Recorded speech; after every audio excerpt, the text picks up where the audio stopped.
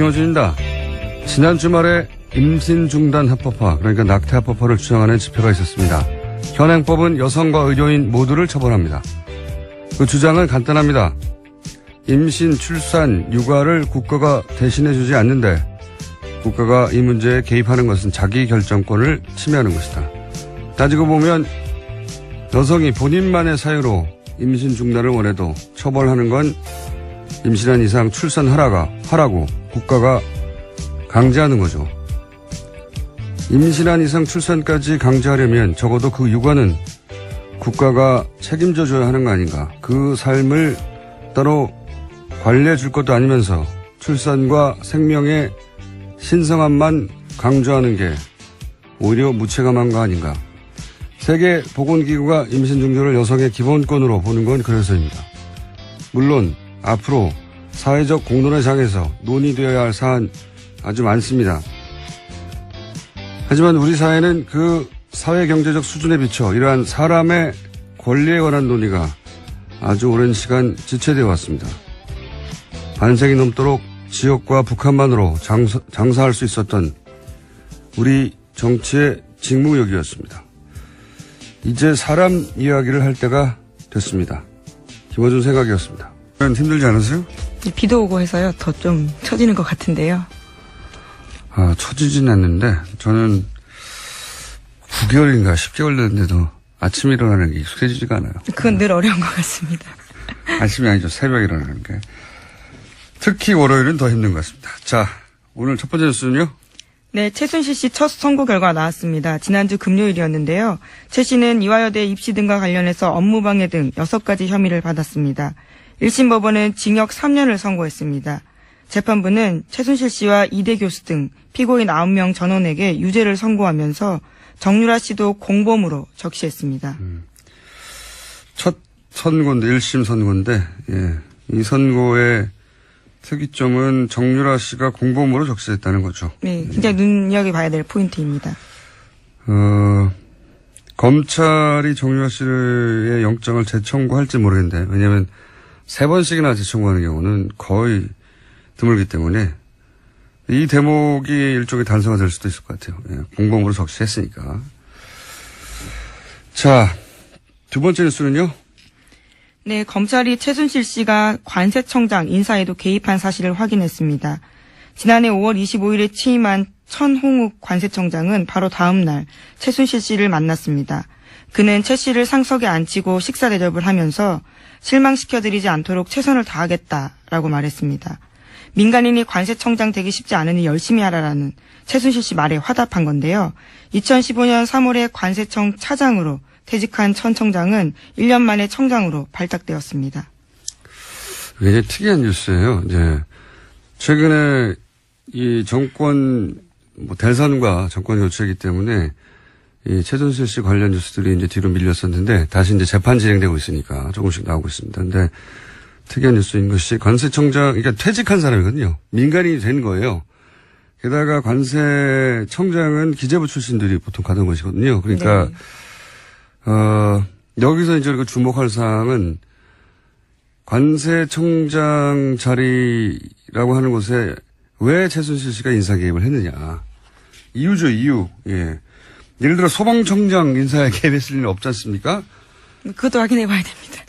그러니까 관세청장 자리 인사 개입을 한 것은 거기에 본인이 생각하는 이권이 있었기 때문일 것이다. 이렇게 추론하는 게 합리적인데 그 이권이 뭐냐. 인사는 사실 지금 인사에 개입했다라는 기본 사실관계만 어느 정도 파괴된 것이고 거기에 왜 개입했느냐. 인사는 도구일 뿐이지 목적이 아니거든요. 예.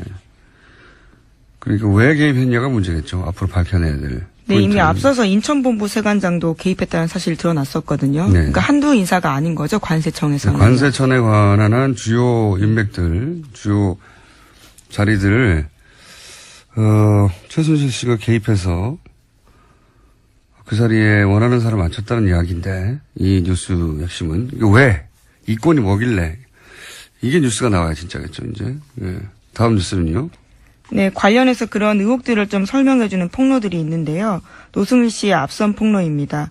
최순실 씨가 거액을 국외로 무단 반출하면서 공항에서 VIP 대접 받았다라고 밝힌 바가 있거든요.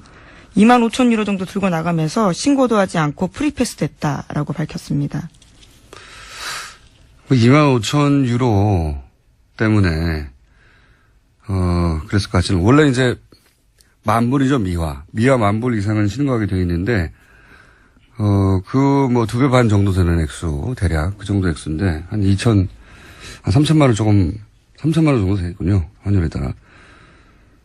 그 돈 때문에 이렇게 관세청장 인사에 개입하고 뭐 인천 관세청에도 개입하고 그랬을 것 같지는 않거든요. 네.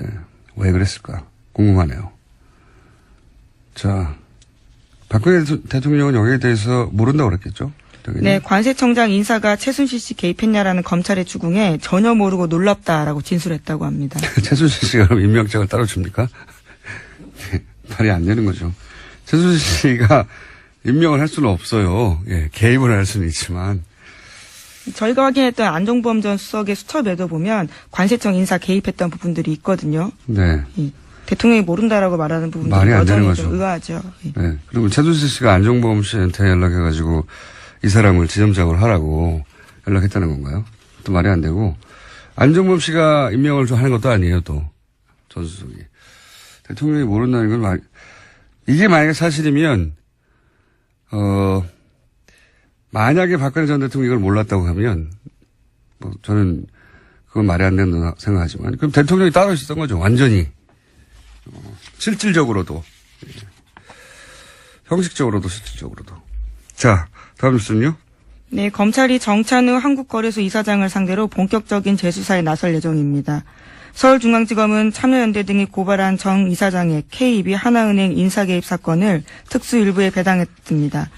정 이사장은 금융위원장 부위원장 당시에 이상화 전 KEB 하나은행 독일 법인장을 글로벌 영업 2본부장으로 승진시켰다라는 의혹을 받고 있습니다. 이것도 이제 인사개입 이야기네요. 네. 이상화 씨는 이제 아주 여러 번 등장했지만 우리 방송에도 신용장을 개설해서 독일에서 대출을 쉽게 받게 해주고 돈 심부름 돈 금고지기라고 표현됐죠. 예, 최순실 씨의 독일에서요? 독일 금고지기. 그래서 이분을 하나은행의 자리를 만들어서까지 이분을 승진하게 만들었는데 이것도 보훈 인사가 아니라 인사 개입 문제인데 보니까 결국은 이를 통해 추가한 이권이 뭐냐. 예. 무리하게 여러 차례에 걸쳐 하나은행에서 불가하다고 한 사안을 안종범 수석을 통해 가지고 결국 새로운 자리를 만들어서 그 자리에 가게 만들었잖아요. 근데 그 자리가 뭐냐면 글로벌 영업. 예. 이게 다 연결되지 않습니까? 해외와 연결, 관세청장, 글로벌 영업. 목적이 뭐였을까? 실행한 이권이 뭐였을까? 혹은 하고자 했던 그 관점에서 뉴스가 나와야 제대로 된 뉴스일 것 같아요. 최순실 씨가 박근혜 대통령 얘기하고 박근혜 대통령이 안정무 수석한테 얘기하고 안종범 수석이 은행에 전화하고 이 구조잖아요. 뭘까요? 네. 워낙 말을 안 들으니까 안종범 전 수석이 화를 냈다라는 보도도 과거에 해드린 적이 있는데요. 그렇게 눈치가 없느냐, 내가 잘 되려고 하느냐라는 식의 이야기를 했다라는 거죠. 그러니까요. 해외에 돈이 오가는 일, 혹은 뭐 물자가 오가는 일, 그런 보직을 개입해서 인사 개입해서 최순실 씨가 이런 정황들이 나오고 있는 겁니다. 아마 조만간 제대로 수사가 된다면 그래서 무엇을 하려고 했다 혹은 무엇을 했다가 나오겠죠. 자, 다음 뉴스는요. 군피아가 정부의 차세대 전투기 시설 사업 수주를 위해서 로비에 대거 동원됐다라는 국군 기무사령부의 내부 문서가 공개됐습니다. 특히 이 문건은 조현천 기무사령관의 우병우 당시 청와대 민정수석에게 직보했다라는 의혹이 제기되고 있는데요. 기무사가 지난해 2월 말 3월 초 청와대 민정수석실에 보고한 문서라고 합니다. 이건 뭐 요 보고 내용 자체는 전형적인 이제 방산비리. 왜냐하면 차세대 전투기 시설 사업이잖아요. 그러니까 아마도 경납고나 또는 뭐 관련 정비소 같은 관련 네. 시설이겠죠. 예. 그러면 이거는 이제 건설공사니까 건설업체들이 어떻게 로비했느냐 하는 문서인 것 같은데 이 뉴스 핵심은 이게, 한민구 국방장관을 거치지 않고 우병우 민정수석에게 직보됐다는 거죠? 예, 네. 기무사령관이 직보했다라는 겁니다. 이게 말이 안 되는 거란 말이죠. 예. 사드 배치 때도 그랬고, 박근혜 정부에서 이제 주무부처 건너뛰고 청와대가 직접 보고받고 부처들은 허수아비가 되고 이런 경우가 많은데, 구체적인 이제 문서가 나온 거죠. 우병우 전 민정수석에게 직보했다. 이거 말도 안 되는 거거든요. 국방부 장관은 몰라. 그런 뉴스가 나온 겁니다. 저희 이 뉴스를 한번 따로 다뤄볼 만한 가치가 있는 뉴스 같은데, 조만간 이 문서를 입수한 의원실 측에 연결해서. 네, 김혜영 더불어민주당 의원실입니다. 네. 구체적으로 따져보겠습니다. 다음 뉴스는요? 문재인 정부 출범 직후에 서울중앙지검이 첫 본격 수사 대상으로 갑질 논란을 일으켰던 미스터 피자를 선택했습니다. 서울중앙지검 조세조사부는 지난 21일 미스터 피자 본사인 MP그룹과 치즈를 공급하는 관계사 2곳을 압수수색했습니다.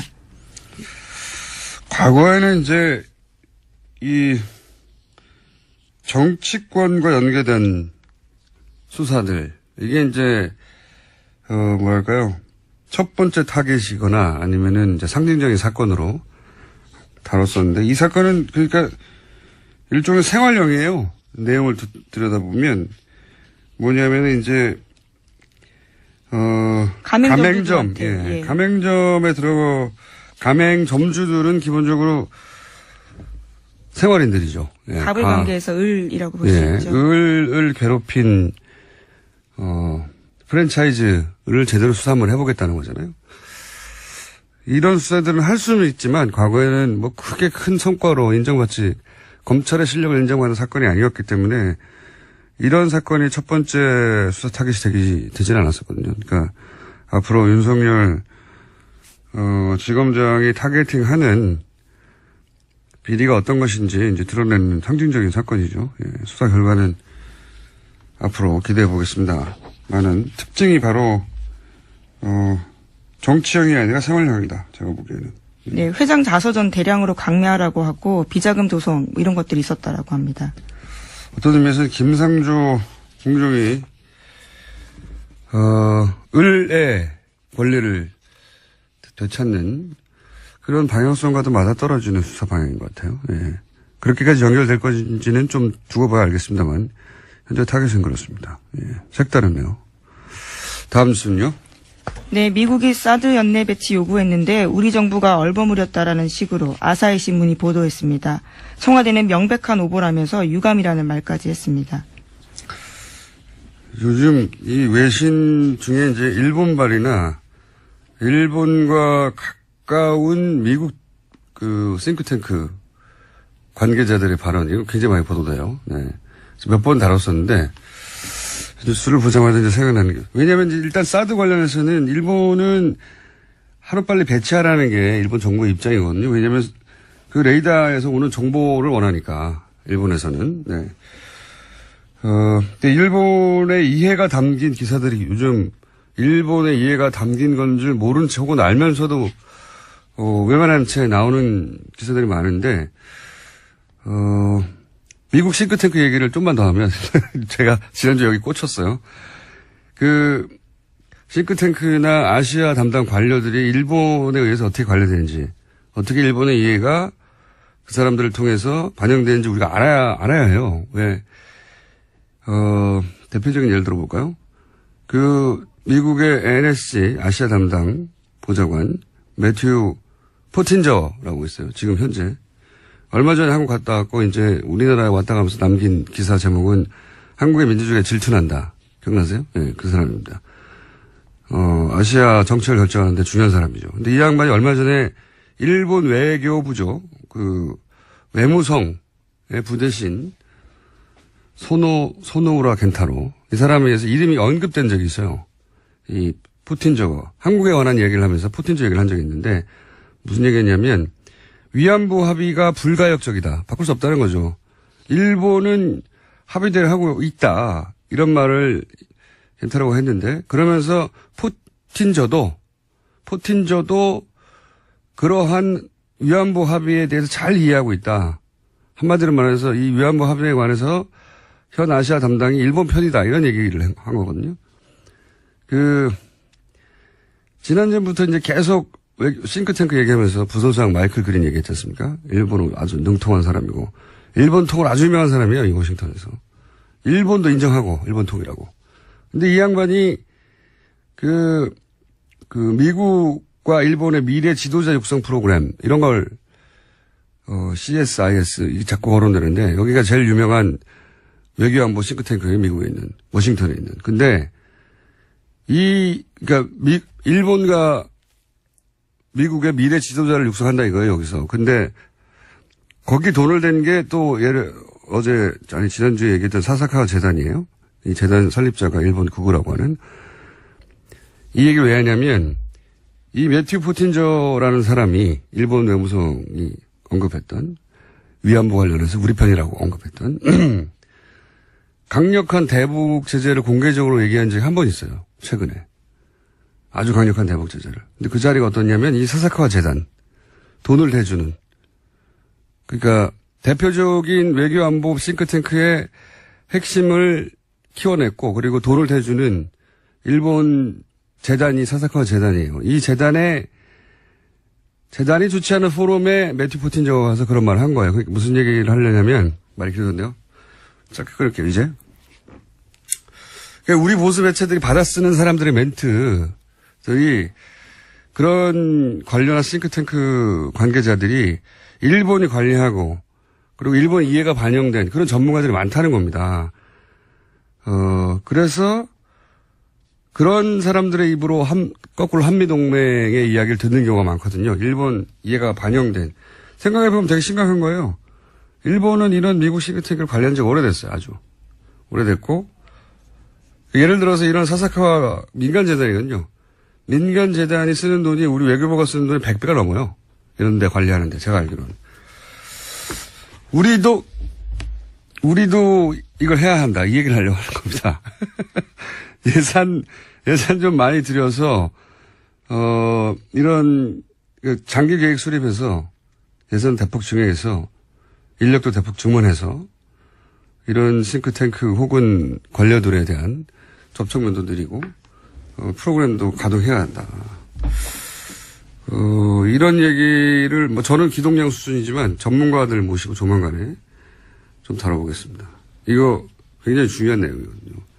우리 보수가 맨날 한미동맹 하는데 그 한미동맹에 관해 거론한 전문가가 실제 일본의 이해를 반영하는 사람이 많다는 거예요. 예. 그리고 그냥 우리는 그냥 그 입만 쳐다보고 있는 경우도 많고. 자, 갑자기 생각이 나서 최근에 한미동맹 워싱턴발 기사들이 많이 쏟아지는데 그 워싱턴발 기사들에 거론되는 전문가들이라고 하는 것이 우리 이해를 반영하는 사람들이 그러니까 적어도 우리 이해를 반영할 필요는 없는데 미국의 이해를 충실하면 되는 거죠. 그들은 미국 관련이니까. 근데 그분들이 그렇게 말하는 사람들이 일본과 굉장히 밀접한 관계가 있거나 활동을 해왔던 사람들인 경우가 많은데 이렇게 그냥 둘 수는 없다. 우리 보수가 이런 걸 놓치고 있었어요. 오랫동안. 한미동맹 이야기만 하고. 이야기가 길었습니다. 자, 제목 하나 정도 더 읽을 시간이 있습니다. 네, 서훈 원장의 국정원장이요. 이 핵심 실장 두 자리를 외부 전문가로 영입했다라는 보도도 있습니다. 핵심 실장 두 사람을? 예, 이례적이고요. 처음 있는 일이라고 합니다. 좀 국내 파트를 없애고 이제 해외, 북한 이 부분을 강화한다고 했으니까 그 부분에 민간 전문가가 발탁됐나 보죠? 예, 그렇습니다. 해외 정부와 북한 파트 책임자를 외부 민간 전문가로 들였다라는 겁니다. 국정원은 워낙 폐쇄적인 집단이라 국정원 출신으로부터 저희가 모시고 저희 방송에서 한번 다뤄봐야 되겠네요. 이게 어떤 의미가 있는 건지. 예, 해외 정보실장, 북한 실장입니다. 예, 국내 파트가 정말로 없어질 건지도 없어진다고 우선 그렇게 선언을 했습니다. 예, 없어졌다고요. 선언을 했고 예. 지금 거기까지 가는 중간 단계인 거겠죠. 네, 워낙 큰 조직이니까. 자, 오늘은 여기까지 하겠습니다. 지금까지 시사인의 김은지였습니다. 감사합니다. 씨의 영장이 두 차례 기각됐습니다. 일각에서는 정유라 씨 영장 기각에 대해서 불만이 있는데요. 최순실 게이트 취재를 오랫동안 해왔던 시사인 주진우 기자 연결해서 이 기각권 후속 취재 이야기 들어보겠습니다. 자, 안녕하십니까? 안녕하십니까? 최순실 씨 관련 취재를 오래전부터 해왔고, 그리고 예를 들면 정유라 씨 출산 사실도 언론 보도 훨씬 이전부터 파악하고 있었던 걸로 저는 알고 있는데, 최순실 씨 관련 취재는 언제부터 했습니까? 2007년, 8년 유경재단 폭력 사건이 있었는데요. 그 배후에도 최순실이 있다고 봤습니다. 그때부터 시작했습니다. 최순실 친구를 만났고요. 최순득 씨 친구, 장시호 씨 친구를 그때 만나기 시작했습니다. 정유라 씨가 성악을 하다가 승마로 주종목을 바꿨는데요. 그때 봤습니다. 그래서 남자친구를 만나서 가출했을 때 그 주변에서 지켜보기 시작했습니다. 최순실 씨의 존재를 인지하게 된 거는 2007년, 2008년 정도부터고, 정유라 씨는 어린 시절부터 가까이 지켜봤다는 거죠, 말하자면. 네.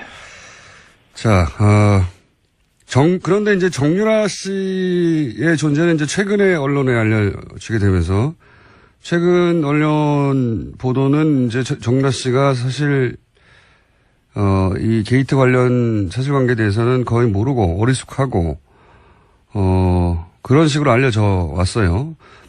가까이서 취재해서 오랫동안 지켜본 정유라 씨는 어떤 사람인가요? 천방지축의 자기 멋대로입니다. 그래서 엄마와 욕설을 해가면서 싸우기도 할 정도니까 좀 상식에선 벗어나는 친구죠.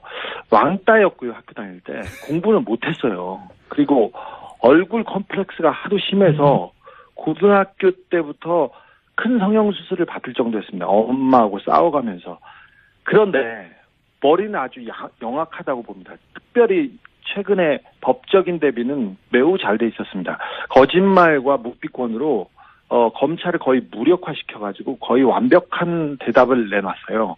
특별히 이재용 그 삼성 부회장 구속영장 기각에 대해서 정유라 씨가 직접 편지를 써서 기각 사유를 물어봅니다. 그래서 기각 사유가 코어 스포츠하고 관련됐으면 좋겠다고 그 자료를 모을 정도로 영화 준비가 돼 있었고요. 그리고 말 관련된 게 발각될까봐, 검찰에 발각될까봐 말을 블라디미르로 바꾸라고 말 세탁을 조언하고 직접 지시한 사람도 정유라 씨였습니다. 아, 그래요?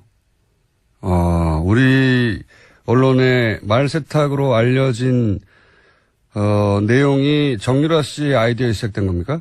네네. 정유라의 작품입니다. 어허. 자, 그렇다면 이번에 검찰이 정유라 씨 영장을 2번을 청구했었는데 그 영장 청구에 영장에 기재된 내용이 뭡니까? 가장 중요한 부분은 그 이대 부정입 시와 관련된 업무 방해가 컸고요. 그다음에 네. 범죄 수익을 은닉했다. 도피 자금을 썼던 부분이 추가돼 있었습니다. 범죄 그 수익을 은닉한 혐의는 작았고요. 업무 방해가 좀 컸는데 그게 업무 방해, 그 공무원들의 공무 집행을 방해했다는 그런 혐의였습니다. 최근에 이제 1심 판결이 공법으로 났으니까 네. 재청구의 가능성이 조금 생긴 것 같긴 한데 그런데 이제 그렇습니다. 이번에 영장을 기각하신 그 판사가 고영태 씨는 영장을 발부를 했어요. 그래서 네네. 비교하기가 좋을 것 같아서 고영태 씨의 발부 그리고 정유라 씨의 기각 이걸 딱 같은 선상에 놓고 비교하기가 좋을 것 같아서 제가 이제 이 사례를 여쭤보는데 고영태 씨가 영장이 발부됐었는데 그때 같은 판사가 영장을 발부한 사유는 뭐였습니까? 그때는 알선수재였습니다. 그러니까 인천 세관의 어떤 직원의 승진을 도와줬다는 이유로 다른 사람한테 돈을 받아요. 그 승진한 사람한테 받은 게 아니라. 그리고 그 돈을 받아서 최순실과 박근혜 대통령한테 영향을 미쳤다는 알선수재예요. 그게 그 사건이. 그러니까 고영태 씨가 승진을 도와준 사람이 아니라 승진을 도와준 사람 아닌 다른 사람에게 돈을 받아서 그 돈을 받은 것으로 최순실 씨와 박근혜 전 대통령의 인사에 영향을 미쳤다. 이게 혐의예요? 네, 그렇습니다. 굉장히 복잡하죠. 그런데 이 사건 관련자 5명, 6명 가운데 처벌받은 사람은 고영태뿐입니다. 그런데 이 알선수재는 무죄 가능성이 크고요. 유죄가 나와도 집행유예 사안입니다. 그리고 다른 건 같은 경우는 경찰에서 이미 수사해서 무혐의한 거를 함께 기소했습니다. 그런데 발부된 사연은 뭡니까 그러면? 가장 중요한 부분은 그 증거인멸, 도주 우려와 증거인멸 우려가 있다는 건데요.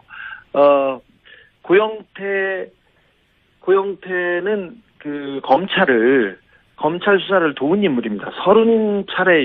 30번 이상 검찰이 불렀을 때 가서 수사를 도왔고요. 주말에 전화를 몇 통 안 받았다고 구속영장이 청구됐어요.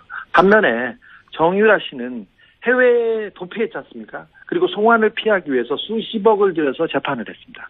그리고 망명까지 하려고 했던 인물입니다. 그런데 같은 판사님께서 정유라는 도주 우려가 없다고 하고 고영태는 도주 우려가 있다는 이유로 영장을 발부하고 기각했습니다. 그러니까 고영태 씨 경우에 정리를 하자면 외국에 스스로 귀국해서 검찰 수사를 30여 차례 받았죠. 그리고 추석 명절 때도 검찰이 부르지 않았는데 자신이 자료를 들고 와서 사건을 밝히기도 한 게 바로 미얀마 건입니다. 예. 네. 그리고 도주 우려라고 하는데 이제 휴일날 몇 시간 정도 연락이 안 됐다. 이런 사연인 거죠. 예. 예. 그런데 도주 우려로 구속영장이 발부됐고 정유라 씨 같은 경우에는 직접 2억 원 이상 뇌물로 생각되는 범죄 수익을 수령한 거 아니겠어요? 그리고 그렇죠. 20억이죠 최소. 그러니까 본인이 직접 썼다고 하는 월급을 받았다는 것만 해도 2억이 넘으니까요. 그러니까 그리고 그 돈이 삼성에서 온 것도 정유라 씨가 알고 있었고 그리고 해외에서 도피하다가 JTBC죠. 발각돼서 구치소에 있는 동안도 제3국 국적 취득을 하려고 했고 그러다가 정권 교체돼서 어쩔 수 없이 귀국했는데 도주 우려는 없다고 하고 그러니까 이렇게 비교하면 쉬울 것 같아요. 고영태 씨와 정유라 씨가 한 사람은 왜 구속되고 한 사람은 왜 기각됐냐, 형평에 맞지 않느냐 이런 의문을 가질 수 있는데 그럼 정유라 씨 영장이 두 번째 청구됐을 때 발부될 거라고 예상했었습니까? 아니요. 기각될 가능성이 매우 높다고 봤습니다. 왜 그렇게 생각했었어요? 정유라 씨는 삼성 뇌물 사건의 핵심 당사자이자 그 자체가 증거입니다. 그리고 직접 말세탁을 했다는 정황이 나왔는데 정유라가 구속될 경우 이재용 재판에 직격탄이 될 가능성이 컸습니다. 그래서 정유라 영장은 기각될 것으로 봤습니다. 그리고 삼성이 관련됐다고 해서 무조건 기각되는 건 아니잖아요. 이번에 국정농단 사건을 자세히 이렇게 들여다보면 삼성 관련 영장은 계속 기각되고 있습니다. 그리고 예를 들어서 이번에 승마협회 회장으로 독일로 날아가서 정유라를 직접 지원했던 박상진 사장 있지 않습니까? 이 사건을 모두 다 알고 있는 박상진 사장이 삼성전자 영장이 기각됐고요. 그다음에 이재용 부회장 주변에 통화 내용 수사를 위해서 통신영장이 청구됐었는데 거의 대부분 기각됐습니다. 그리고 이재용 구속을 앞두고 고위 검사와 우병우 전 수석의 통화 내역 조사도 영장 기각으로 막혔습니다. 통신영장은 대개 수사를 위해서 내주는데 삼성 관련해서는 기각되고 있습니다. 이재용 부회장만 구속이 됐을 뿐 관련자들이나 혹은 통화 내용은 계속 기각되어 왔다. 삼성 관련은. 네, 그렇습니다. 그래서 삼성 관련 집행들이 잘 안 되고 있어 왔기 때문에 정유라 씨는 삼성의 뇌물을 수수한 직접 당사자라서 영장이 발부되기 어렵지 않겠냐 예상했었다. 네, 그리고 이번에 영장 판사가 판사의 동생이 삼성 관계사에서 고위직으로 있었습니다. 그것도 변수 중에 하나라고 저는 보고 있습니다. 아, 그래요? 예. 근데 삼성이 워낙 큰 회사라서 많은 사람들이 근무하기 때문에 삼성의 동생이 일하고 있다는 것만으로도 직접 관련성을 찾기 어렵지 않습니까? 그런데 그 동생이 삼성전자 전략기획실에서 이재용 재판을 담당하는데 대비하는데 핵심 역할을 하고 있습니다. 그리고 삼성이 지금 전방위로 뛰고 있는데 거기에 컨트롤 타워에 이 영장 판사의 동생이 있습니다. 그거는 의심해 볼 만하네요. 네. 아하. 지금 그러니까 두 번째 영장을 기각한 판사의 동생이 하필 삼성전자에 하필 전략기획팀에 하필 이재용 부회장 사건을 담당하는 부서에 있다는 거죠? 그렇습니다. 그래서 이재용 재판, 그러니까 삼성 재판의 핵심 당사자를 삼성과 관련 있는 사람의 형이 판결을 한다, 재판을 한다, 이게 좀 이해가 되지 않는데 그래서 공보판사 법원에 물어봤습니다. 그런데 워낙 광범위한 사건이고 그렇게 또 영향을 미치거나 그러진 않을 거라고 이렇게 원론적인 대답을 내놨습니다. 의심을 가질 만한 연결고리긴 하네요. 하필이면 그 해당 회사의 해당 부처의 해당 업무 관련자라면 네, 동생이 그렇다는 얘기는 또 처음 들어보네요. 알겠습니다. 그럼 만약에 이제 지금 전체적인 의구심은 정유라 씨가 영장이 발부되지 않았던 것은 이것이 하필이면 정유라 씨 구속이 이재용 부회장 뇌물죄 입증에 굉장히 중요한 역할을 할 것이기 때문이다. 할 것이기 때문이다. 이렇게 해석한 거잖아요. 그럼 만약에 그렇습니다. 정유라 씨가 실제 구속이 된다면 이재용 부회장 뇌물죄 입증이 훨씬 용이해지는 겁니까? 그렇습니다. 하필이면 삼성이 정유라 씨 영장과 관련된 그 즈음에 언론 플레이를 가장 세게 합니다. 이번에 영장 실질 심사를 앞두고도 정유라한테 지원한 말을 삼성이 지원했다는 말을 독일에서 가지고 들어왔어요. 그래서 삼성 말이 맞다. 그리고 정유라는 관련이 없다. 이런 얘기를 계속해서 플레이를 직접 삼성이 나와서 했습니다. 그래서 그렇죠. 정유라 씨의 영장 기각을 가족뿐만 아니라 삼성 측에서 굉장히 즐거워했습니다. 그때 한 고비를 넘었다고 이렇게 봤습니다. 그래서 이 부분이 계속해서 가장 중요한 정유라 구속이 가장 중요한 삼성 재판의 단서로 작용될 것으로 봅니다. 삼성 측에서 정유라 영장 기각을 내부적으로는 반가워했다. 네, 그렇습니다. 여기를 위해서 저는 언론 플레이를 계속 나섰다고 보고 있습니다. 알겠습니다. 오늘 여기까지 듣겠습니다. 이 추가 취재를 계속 하고 있는 걸로 아는데 네. 조만간 다시 한번 연결하겠습니다. 오늘 말씀 감사합니다. 네. 인터뷰를 하면 저는 어색해요. 자, 두 번째 인터뷰입니다.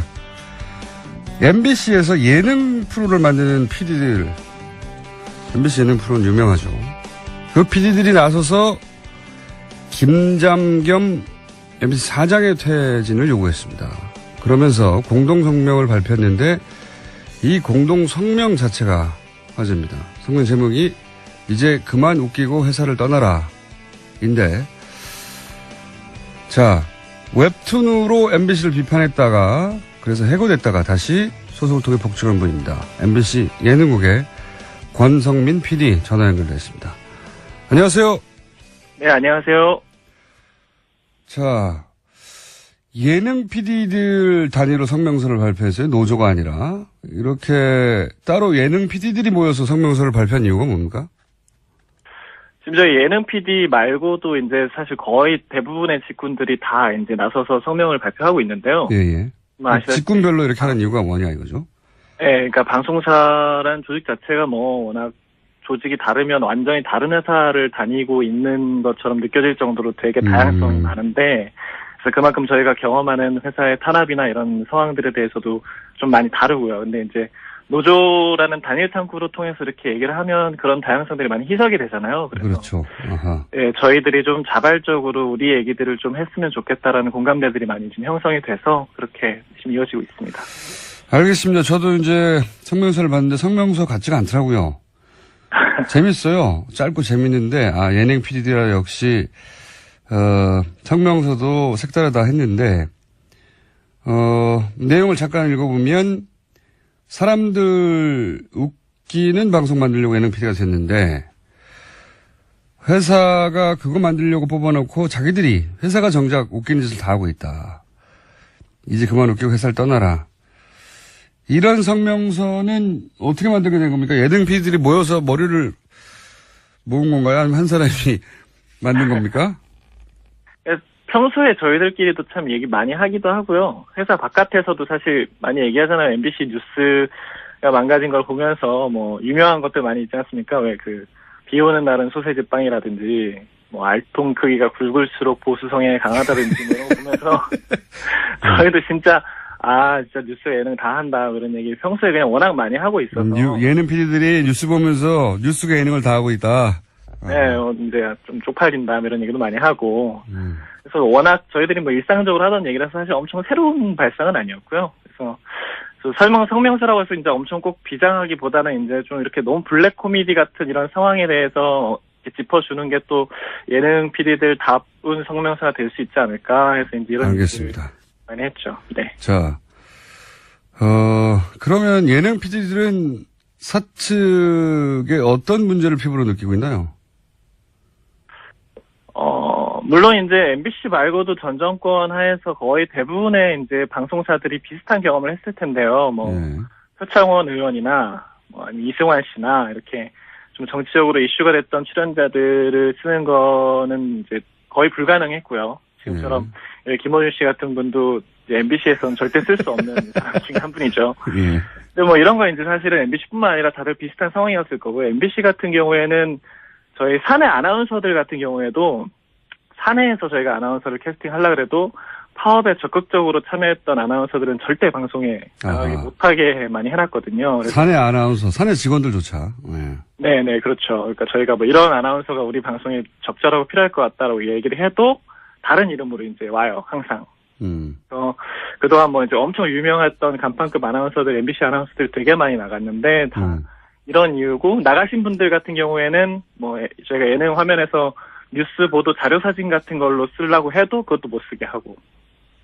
그래서 뭐 그런 섭외 간섭 되게 일상화되어 있고요. 그다음에 실질적으로 제작비 같은 것도 굉장히 많이 압박을 심하게 하는데, 진짜 타사 예능 프로그램 제작비에 비하면 저희가 정말 말할 수 없는 숫자를 가지고 계속 제작을 하고 있거든요. 그래서 하도 압박이 심해가지고 뭐 저희는 이제 코디 하나 줄이고 카메라 하나 안 쓰고 이러면 뭐 10만 원, 15만 원씩 아껴요. 근데 그러고 있는데 저희가 이제 임원들은 뭐 성과급 파티하고 뭐 이제 연봉 인상했다 이런 얘기 들으면 이제 되게 어이가 없고 화가 많이 나죠. 아니 뭐 정치적 성향을 가진 혹은 노조 활동을 했던 이런 분들의 출연을 막는 것은 그나마 이해가 가는데 예능 예산을 줄이는 이유는 뭡니까? 저희도 그게 이해가 잘 안 되는데, 회사가 계속 경영난이다, 뭐 적자가 심하다 이렇게 얘기를 하면서 제작비 같은 것들을 계속 줄여라라고 얘기를 하고 있는데, 실질적으로 모든 영역에서 이렇게 돈을 줄이고 있느냐라고 하면 또 그건 아니거든요. 그래서 뭐 전 안광한 사장 같은 경우에는 그 DMC 페스티벌이라는 이런 행사들을 기획하면서 사실 거기에 이제 당신이 필요한 뭐 그런 손님들 모시고 이런 데다가 저희 예능 PD를 막 맨날 밤새고 이러고 있는데 차출돼가지고 가서 막 하고, 근데 거기에는 또 돈이 엄청 많이 들어가고, 정작 저희 예능 프로그램 만드는 데는 이제 뭐 차 한 대 더 쓰는 거에서도 이제 또 불려가서 깨지기도 하고. 이해가 안 가는 상황이네요. 예. 네, 그렇죠. 저희도 방송국의 경쟁력은 프로그램에서 나오는 건데 프로그램 예산은 줄이고 행사 예산은 늘리고 뭐 이런 얘기인 것 같은데. 네네. 그거 참 이해가 안 가네요. 그러면 혹시 본인 프로그램 예산만 줄어든 거 아니에요? 능력이 없어가지고? 예능국 전체 예산이 다른 예능 PD들도 같은 얘기를 합니까?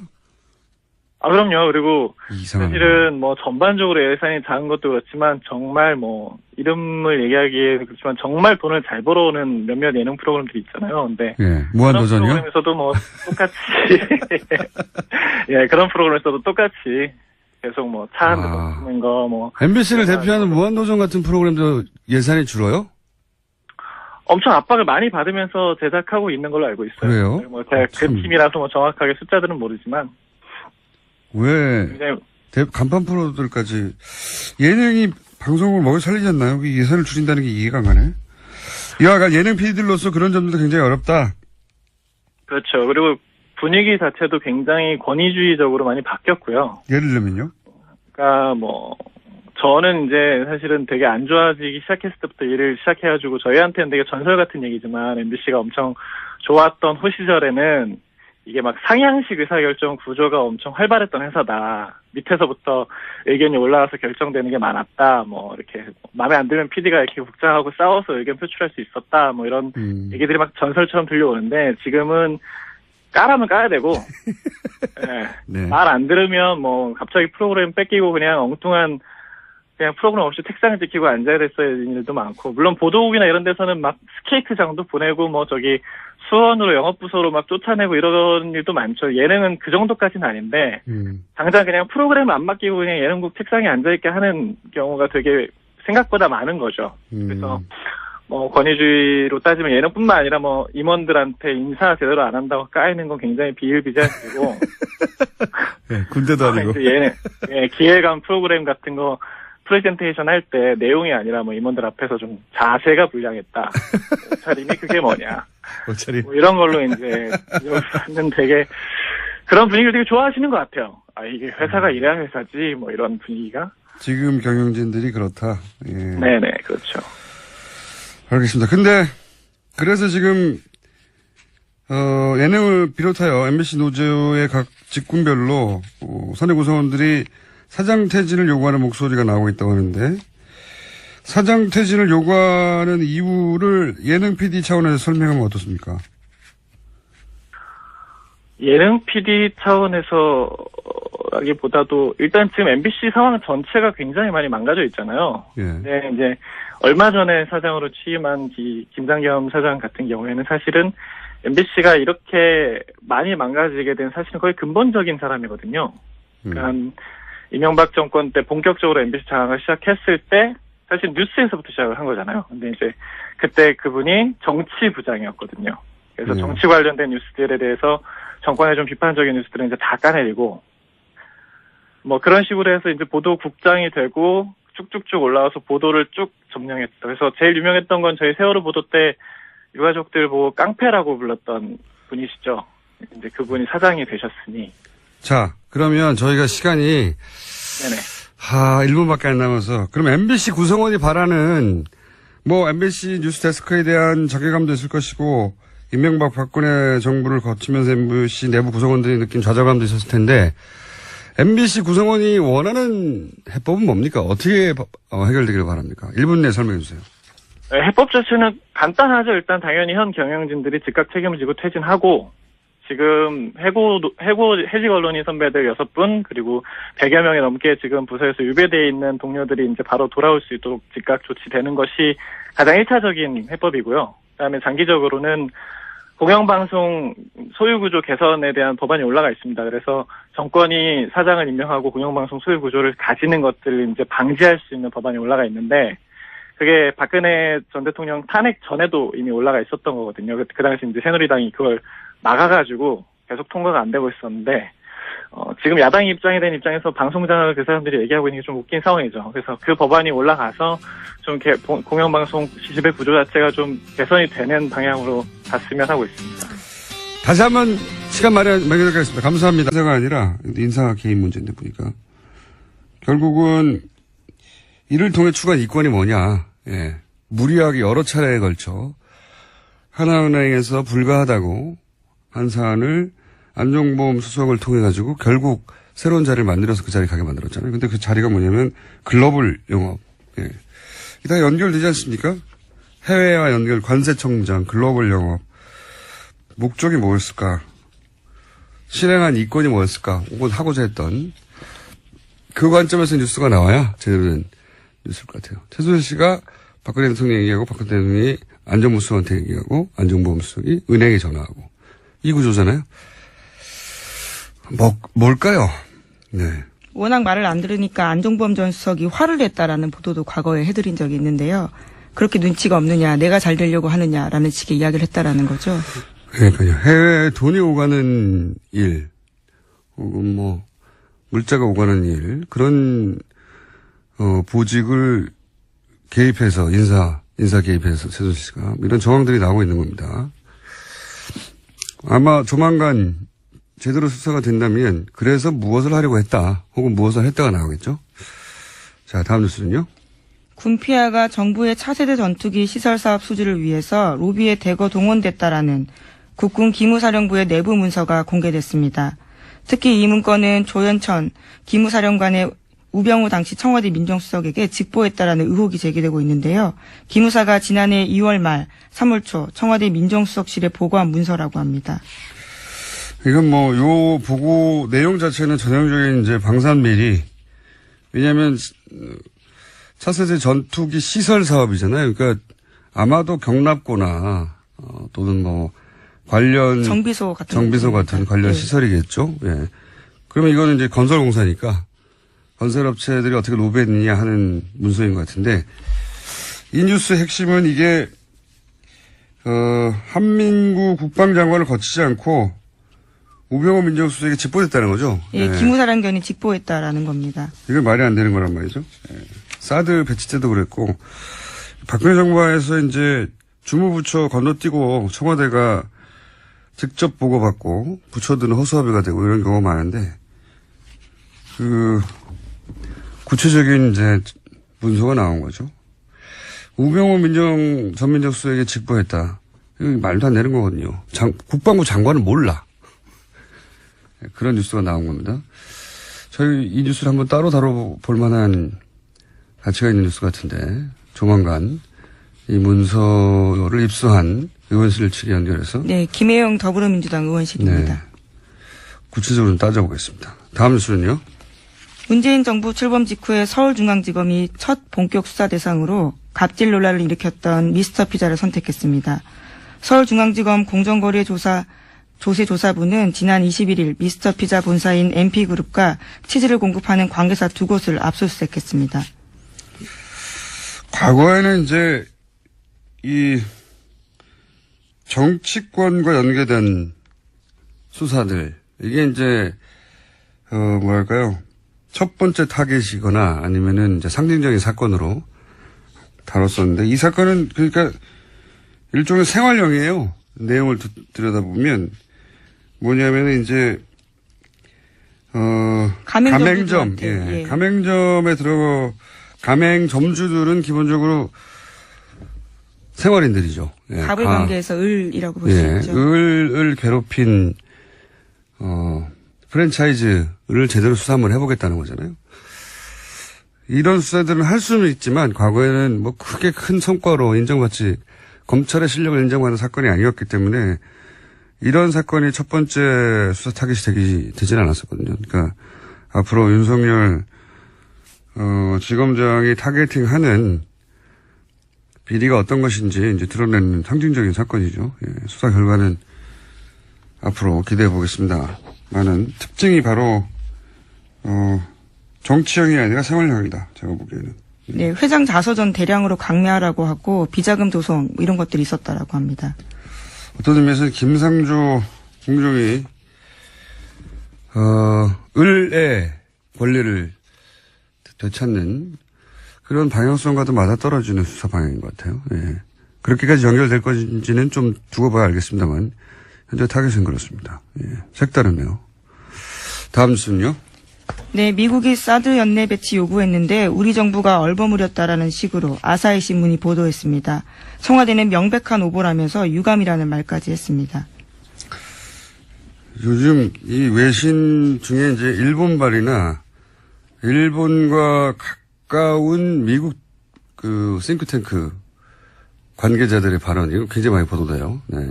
몇 번 다뤘었는데, 뉴스를 보자마자 이제 생각나는 게. 왜냐면 일단 사드 관련해서는 일본은 하루빨리 배치하라는 게 일본 정부의 입장이거든요. 왜냐면 그 레이더에서 오는 정보를 원하니까, 일본에서는. 네. 근데 일본의 이해가 담긴 기사들이 요즘 일본의 이해가 담긴 건 줄 모른 체 혹은 알면서도 외면한 채 나오는 기사들이 많은데, 미국 싱크탱크 얘기를 좀만 더 하면, 제가 지난주 여기 꽂혔어요.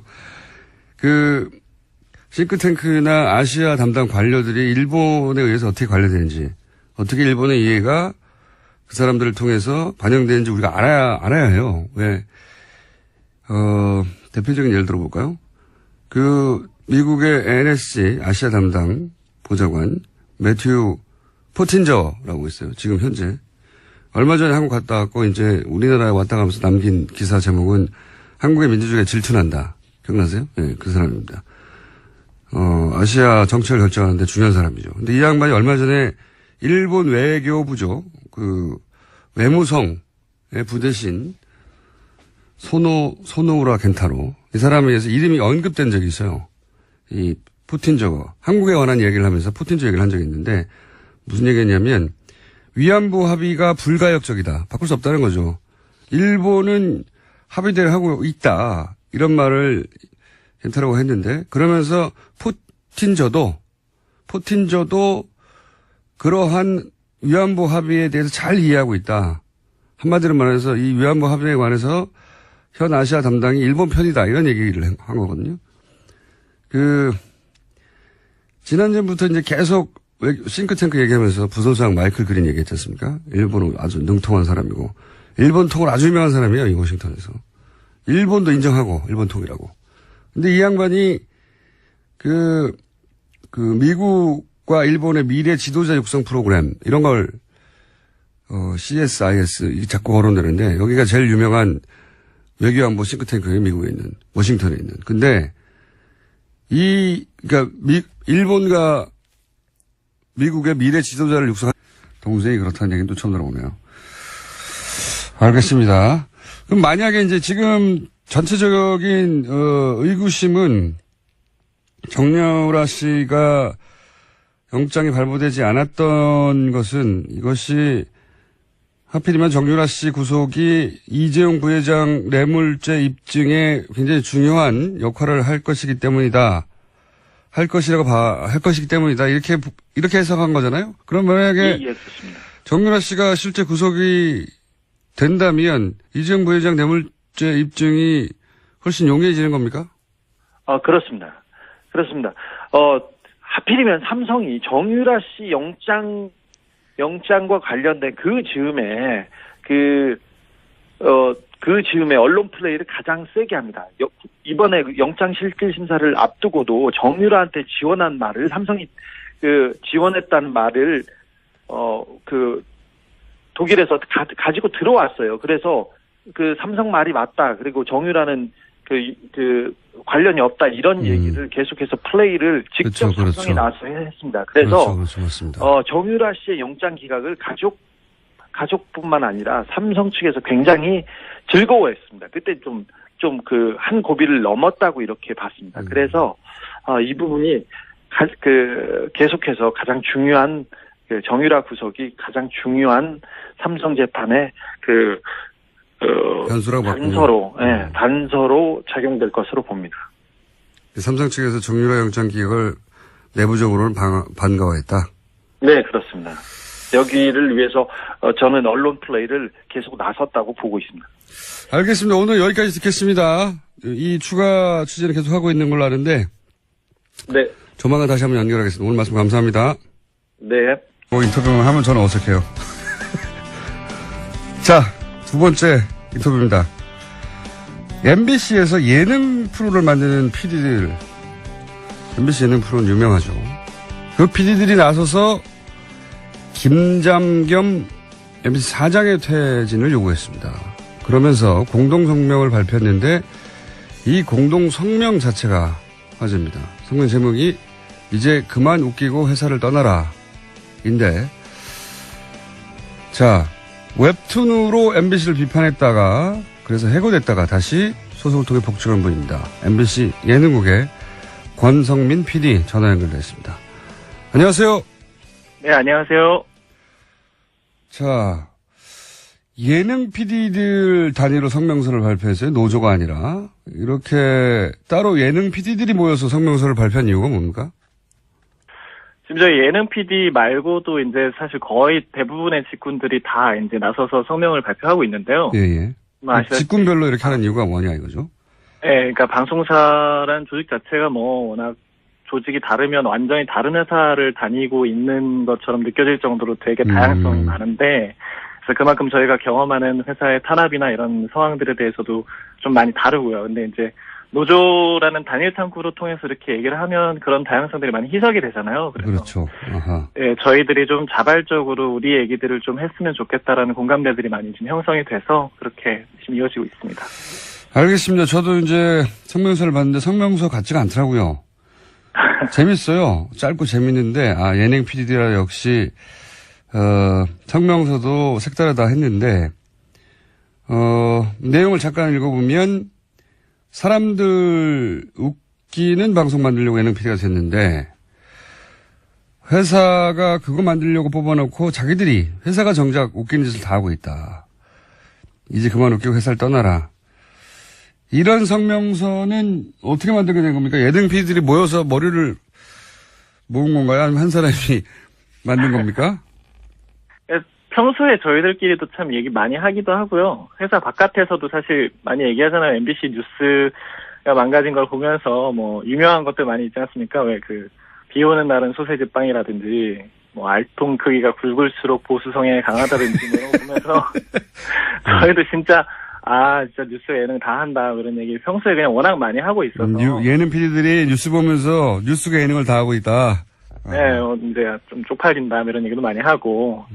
그래서 워낙 저희들이 뭐 일상적으로 하던 얘기라서 사실 엄청 새로운 발상은 아니었고요. 그래서 성명서라고 해서 이제 엄청 꼭 비장하기보다는 이제 좀 이렇게 너무 블랙 코미디 같은 이런 상황에 대해서 짚어주는 게 또 예능 PD들 답은 성명서가 될 수 있지 않을까 해서 이제 이런. 알겠습니다. 많이 했죠. 네. 자,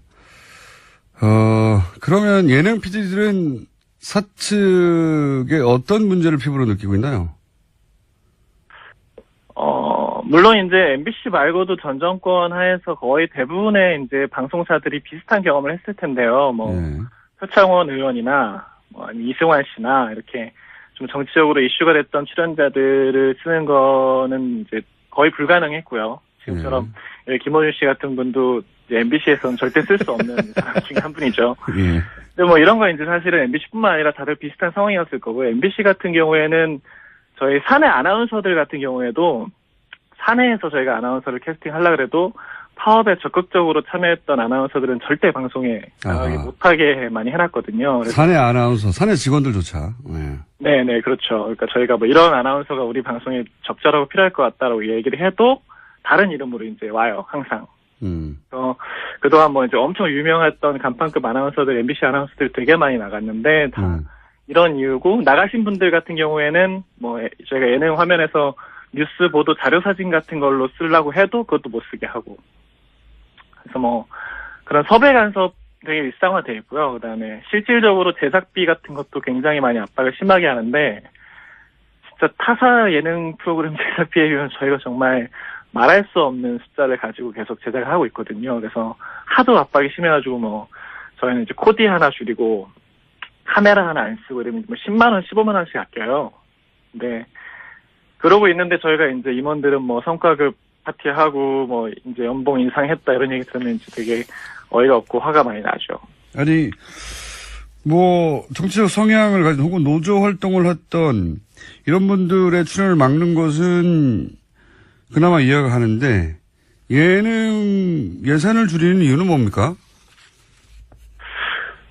저희도 그게 이해가 잘 안 되는데, 회사가 계속 경영난이다, 뭐 적자가 심하다 이렇게 얘기를 하면서 제작비 같은 것들을 계속 줄여라라고 얘기를 하고 있는데, 실질적으로 모든 영역에서 이렇게 돈을 줄이고 있느냐라고 하면 또 그건 아니거든요. 그래서 뭐 전 안광한 사장 같은 경우에는 그 DMC 페스티벌이라는 이런 행사들을 기획하면서 사실 거기에 이제 당신이 필요한 뭐 그런 손님들을 모시고 이런 데다가 저희 예능 PD를 막 맨날 밤새고 이러고 있는데 사출돼가지고 가서 막 하고 근데 거기에는 또 돈이 엄청 많이 들어가고 정작 저희 예능 프로그램 만드는 데는 이제 뭐 차 한 대 더 쓰는 거에서도 이제 또 불려가서 깨지기도 하고. 이해가 안 가는 상황이네요. 예. 김어준입니다. 지난 주말에 임신 중단 합법화, 그러니까 낙태 합법화를 주장하는 집회가 있었습니다. 현행법은 여성과 의료인 모두를 처벌합니다. 그 주장은 간단합니다. 임신, 출산, 육아를 국가가 대신해주지 않는데 국가가 이 문제에 개입하는 것은 자기 결정권을 침해하는 것이다. 따지고 보면 여성이 본인만의 사유로 임신 중단을 원해도 처벌하는 건 임신한 이상 출산하라고 국가가 강제하는 거죠. 임신한 이상 출산까지 강제하려면 적어도 그 육아는 국가가 책임져 줘야 하는 거 아닌가. 그 삶을 따로 관리해 줄 것도 아니면서 출산과 생명의 신성함만 강조하는 게 오히려 무책임한 거 아닌가. 세계보건기구가 임신 중조를 여성의 기본권으로 보는 건 그래서입니다. 물론 앞으로 사회적 공론의 장에서 논의되어야 할 사안 아주 많습니다. 하지만 우리 사회는 그 사회경제적 수준에 비춰 이러한 사람의 권리에 관한 논의가 아주 오랜 시간 지체되어 왔습니다. 반세기 넘도록 지역과 북한만으로 장사할 수 있었던 우리 정치의 직무역이었습니다. 이제 사람 이야기를 할 때가 됐습니다. 김어준 생각이었습니다. 힘들지 않으세요? 비도 오고 해서요. 더 좀 처지는 것 같은데요.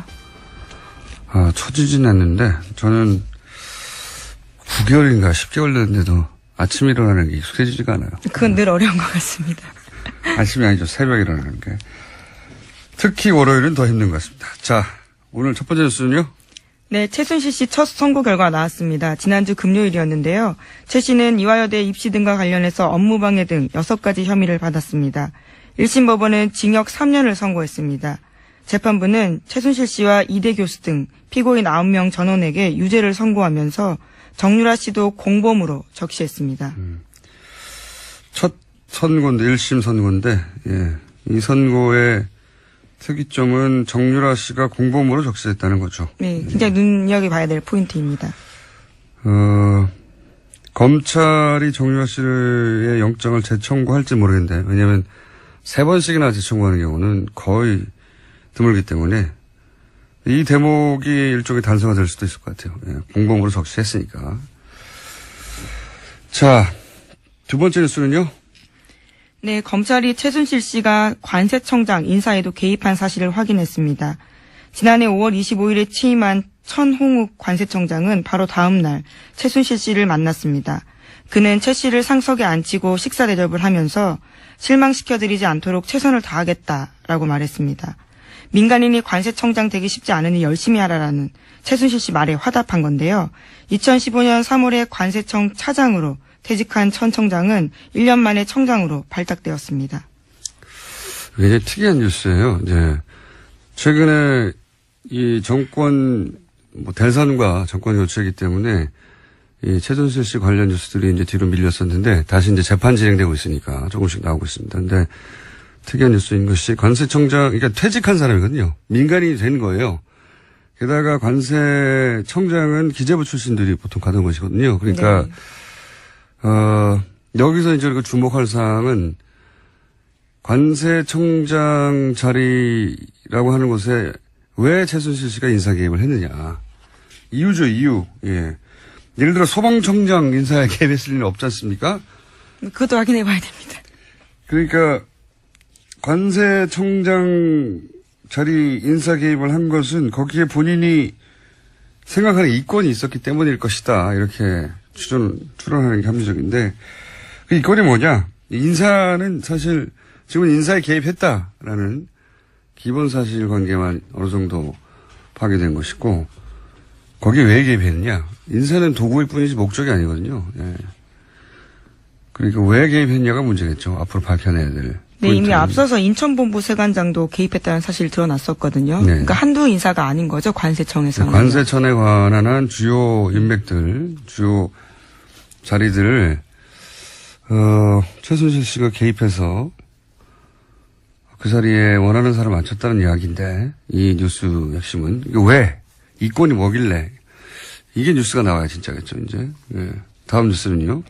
네, 관련해서 그런 의혹들을 좀 설명해주는 폭로들이 있는데요. 노승일 씨의 앞선 폭로입니다. 최순실 씨가 거액을 국외로 무단 반출하면서 공항에서 VIP 대접 받았다라고 밝힌 바가 있거든요. 25,000유로 정도 들고 나가면서 신고도 하지 않고 프리패스 됐다라고 밝혔습니다.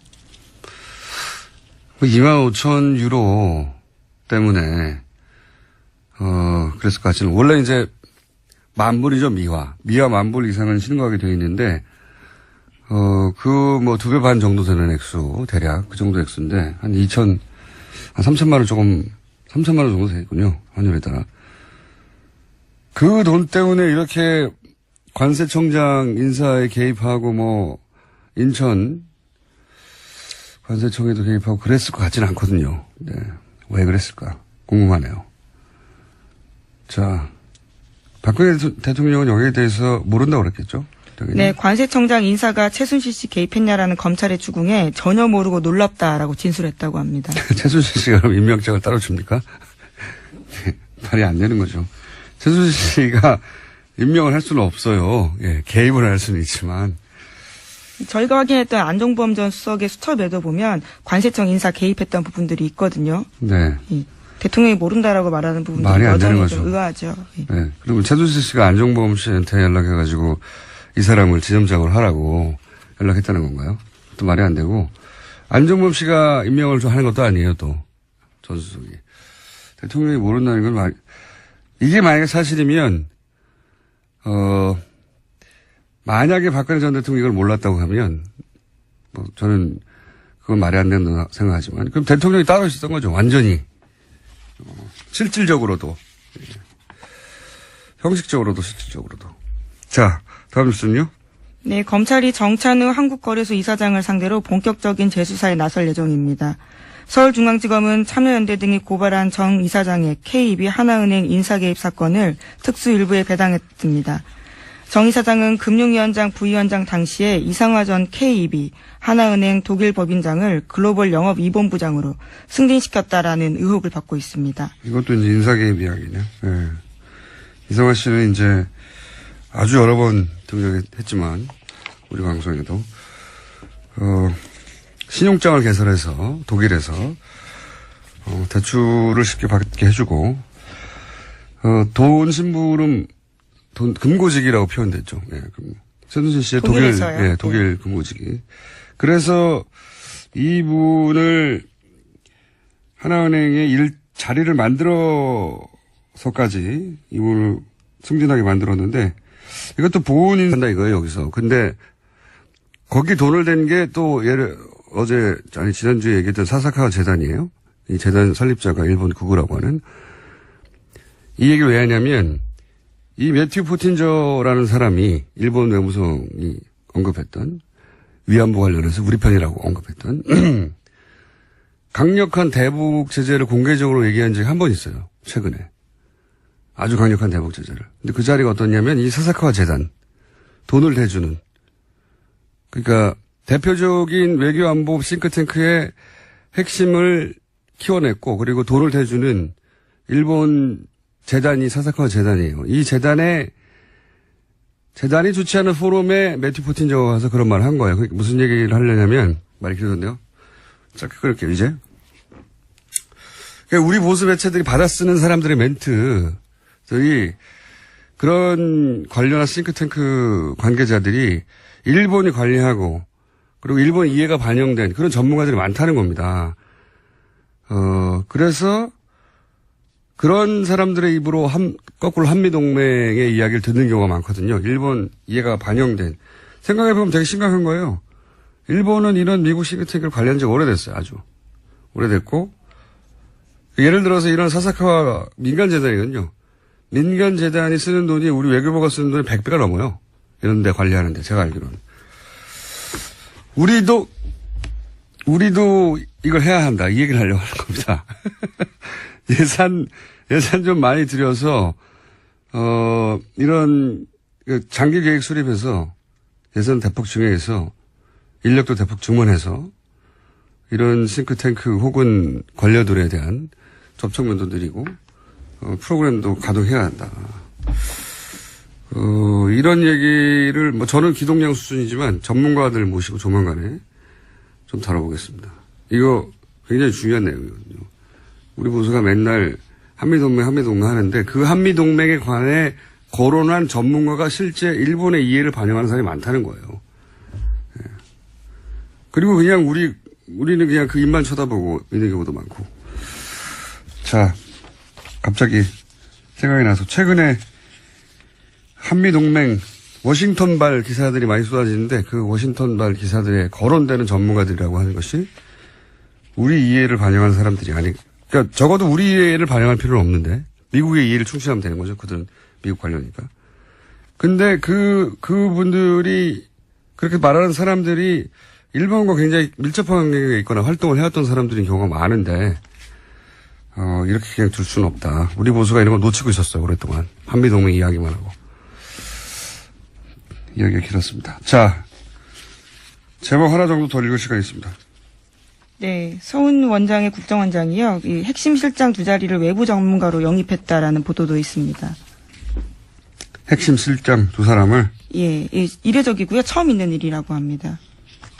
지금 국내 파트를 없애고 이제 해외, 북한 이 부분을 강화한다고 했으니까 그 부분에 민간 전문가가 발탁됐나 보죠? 예, 그렇습니다. 해외 정부와 북한 파트 책임자를 외부 민간 전문가로 들였다라는 겁니다. 국정원은 워낙 폐쇄적인 집단이라 국정원 출신으로부터 저희가 모시고 저희 방송에서 한번 다뤄봐야 되겠네요. 이게 어떤 의미가 있는 건지. 예, 해외 정보실장, 북한 실장입니다. 예, 국내 파트가 정말로 없어질 건지도 없어진다고 우선 그렇게 선언을 했습니다. 예, 없어졌다고요. 선언을 했고 예. 지금 거기까지 가는 중간 단계인 거겠죠. 네, 워낙 큰 조직이니까. 자, 오늘은 여기까지 하겠습니다. 지금까지 시사인의 김은지였습니다. 감사합니다. 취재영장이 두 차례 기각됐습니다. 일각에서는 정유라 씨 영장 기각에 대해서 불만이 있는데요. 최순실 게이트 취재를 오랫동안 해왔던 시사인 주진우 기자 연결해서 이 기각권 후속 취재 이야기 들어보겠습니다. 자, 안녕하십니까? 안녕하십니까? 최순실 씨 관련 취재를 오래전부터 해왔고, 그리고 예를 들면 정유라 씨 출산 사실도 언론 보도 훨씬 이전부터 파악하고 있었던 걸로 저는 알고 있는데, 최순실 씨 관련 취재는 언제부터 했습니까?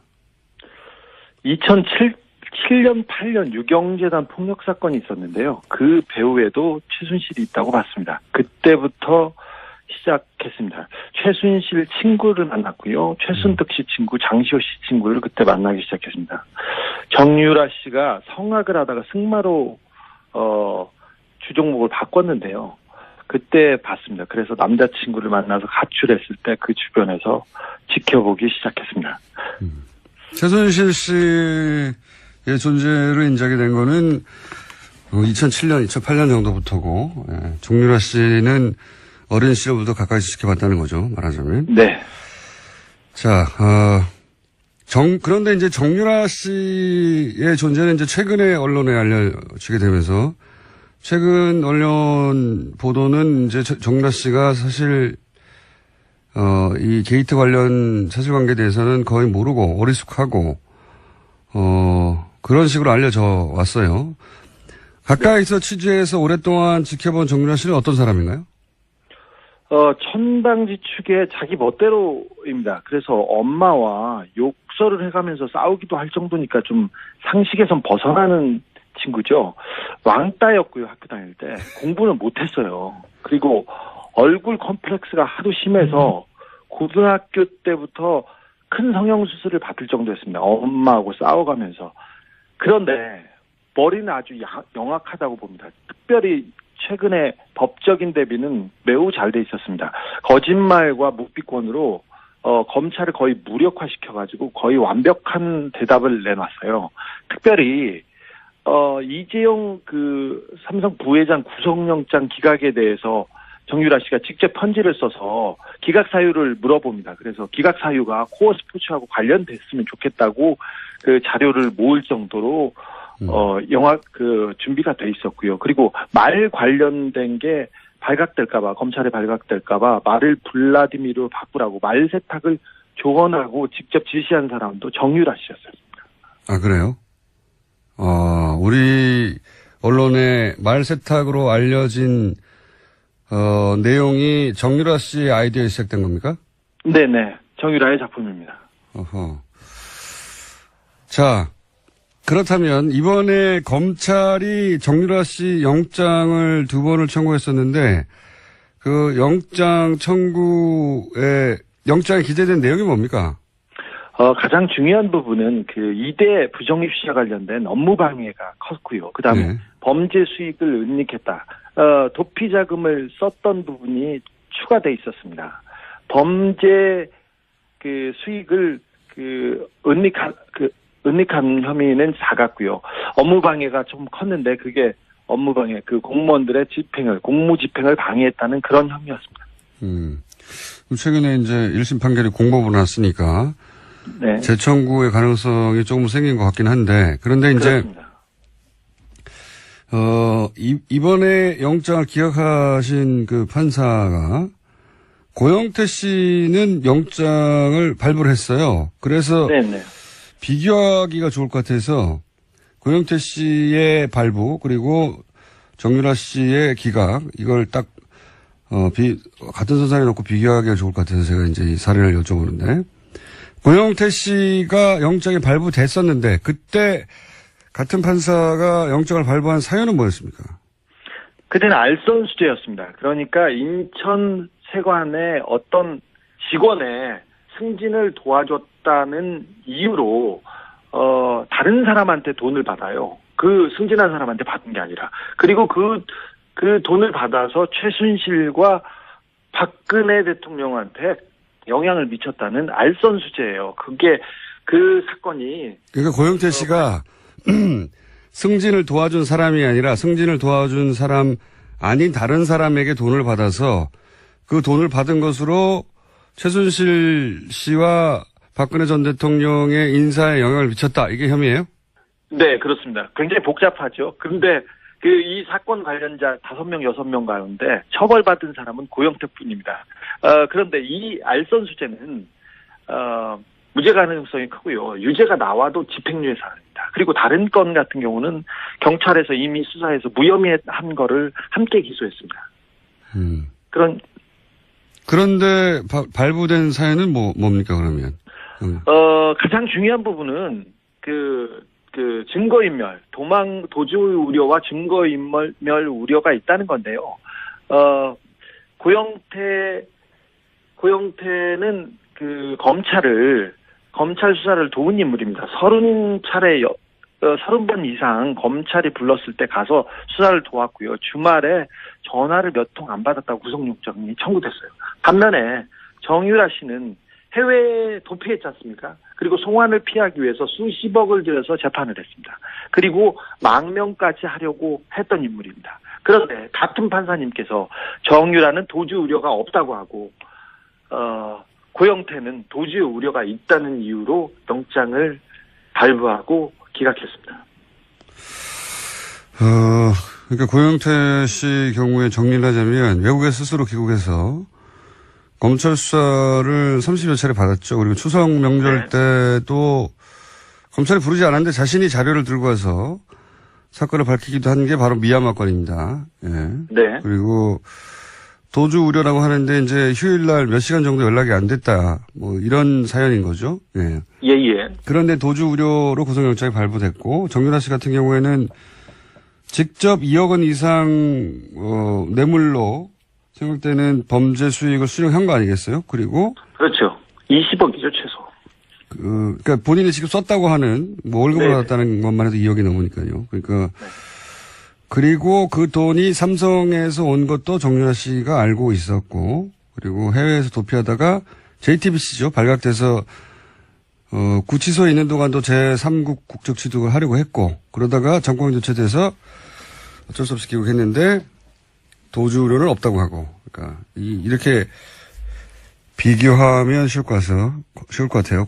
고영태 씨와 정유라 씨가 한 사람은 왜 구속되고 한 사람은 왜 기각됐냐, 형평에 맞지 않느냐 이런 의문을 가질 수 있는데, 그럼 정유라 씨 영장이 두 번째 청구됐을 때 발부될 거라고 예상했었습니까?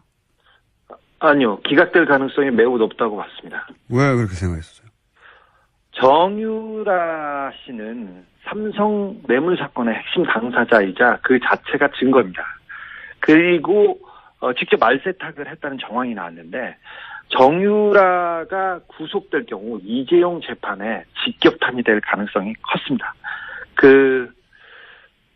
그래서 정유라 영장은 기각될 것으로 봤습니다.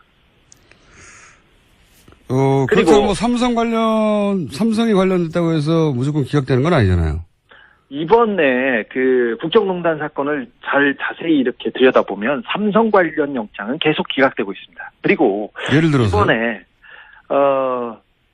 예를 들어서 승마협회 회장으로 독일로 날아가서 정유라를 직접 지원했던 박상진 사장 있지 않습니까? 이 사건을 모두 다 알고 있는 박상진 사장이 삼성전자 영장이 기각됐고요. 그다음에 이재용 부회장 주변에 통화 내용 수사를 위해서 통신영장이 청구됐었는데 거의 대부분 기각됐습니다. 그리고 이재용 구속을 앞두고 고위 검사와 우병우 그 전 수석의 통화 내역 조사도 영장 기각으로 막혔습니다. 통신영장은 대개 수사를 위해서 내주는데 삼성 관련해서는 기각되고 있습니다. 이재용 부회장만 구속이 됐을 뿐 관련자들이나 혹은 통화 내용은 계속 기각되어 왔다. 삼성 관련은. 네, 그렇습니다. 그래서 삼성 관련 집행들이 잘 안 되고 있어 왔기 때문에 네. 정유라 씨는 삼성의 뇌물을 수수한 직접 당사자라서 영장이 발부되기 어렵지 않겠냐 예상했었다. 네, 그리고 이번에 그 영장 판사가 판사의 동생이 삼성 관계사에서 고위직으로 있었습니다. 그것도 변수 중에 하나라고 저는 보고 있습니다. 아, 그래요? 예. 근데 삼성이 뭐 워낙 큰 회사라서 많은 사람들이 근무하기 때문에 삼성의 동생이 일하고 있다는 것만으로도 직접 관련성을 찾기 어렵지 않습니까? 그런데 그 동생이 삼성전자 전략기획실에서 이재용 재판을 담당하는데 대비하는데 핵심 역할을 하고 있습니다. 그리고 삼성이 지금 전방위로 뛰고 있는데 거기에 컨트롤 타워에 이 영장 판사의 동생이 있습니다. 그거는 의심해 볼 만하네요. 네. 아하. 지금 그러니까 두 번째 영장을 기각한 판사의 동생이 하필 삼성전자에 하필 전략기획팀에 하필 이재용 부회장 사건을 담당하는 부서에 있다는 거죠? 그렇습니다. 그래서 이재용 재판, 그러니까 삼성 재판의 핵심 당사자를 삼성과 관련 있는 사람의 형이 판결을 한다, 재판을 한다, 이게 좀 이해가 되지 않는데 그래서 공보판사 법원에 물어봤습니다. 그런데 워낙 광범위한 사건이고 그렇게 또 영향을 미치거나 그러지는 않을 거라고 이렇게 원론적인 대답을 내놨습니다. 뭐 의심을 가질 만한 연결고리긴 하네요. 하필이면 그 해당 회사의 해당 부처의 해당 업무 관련자라면